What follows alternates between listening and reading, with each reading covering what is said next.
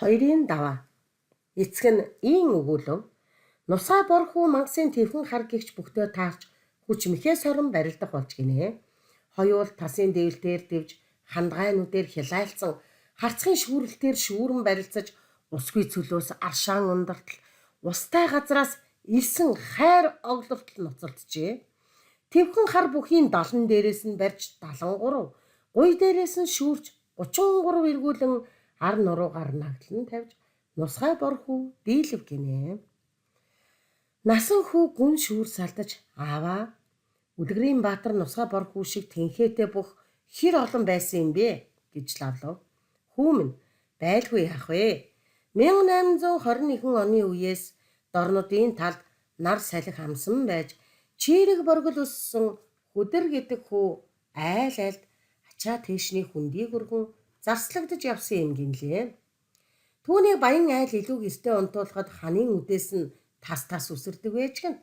Хүдэр аргал түлээгэн дууж түүж дуусаад шараа тэрэгнээс нь мултлан унгаж босгон цээжийг нь газраас хийлэн өргөж ноцолцсоор усан хулган болтол хөлөргдгийг мэдсэн гэрийн эзэн 7 хошуу даншигт барилт гэж ятхан түүнийг алс явуулах мэрэгэн ухаан сэлжээ.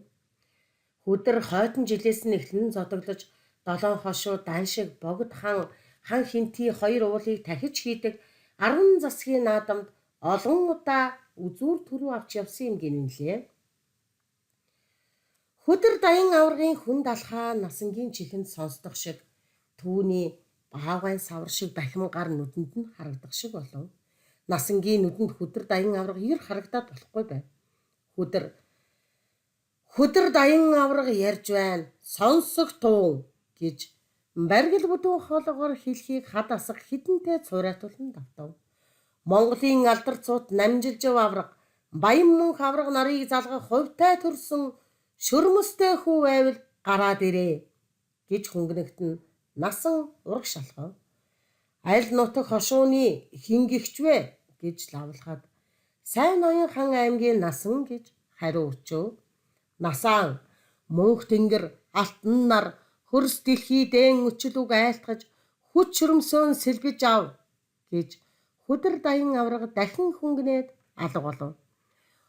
Хөх тэнгэр минь ээ, нарийн хураараа угаан үрдийн тэнхэл хайрл, алтан нараа шижир цацралаараа гийхүүлэн мөнхийн тэнхэл сойрох. Их газар минь ээ, буман үнцийн үржилтэй алтан хөрсөөрөө эгэл бийт минь эсэнгийн тэнхэлэвэ. Насангийн бид хурж цогцолсон тамир тэнхэл нь багтаж ядан байх мэд. Баруун гартаа баян хайрхныг, зүүн гартаа зүрх хайрхныг барин дивж гарлаа. Зөв чи алтан нарыг атгаж хөх тэнгэрийг мөрлөж хөрс газрыг хөлөөрөө нь тулсан болохоор хиндэж хизээч дийлдэх учиргүй.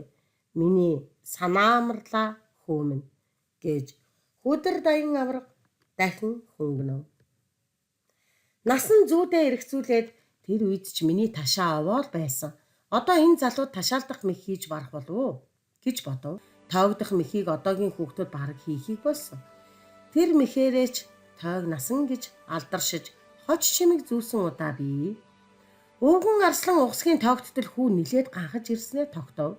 Энэ агшинд насан хий мөрөөт эрэхтэл хүүгийн ташаа дотгошоо цөмрөв. Насанд дахин тогдов. Учраа залууг зулцган мочиг ганхаад ирүүт нь ахин хий мөрөв. Өвгөн минь давхар мэх угсарч хий гэж өөртөө хэлүүд тонгорчхон тэрээ.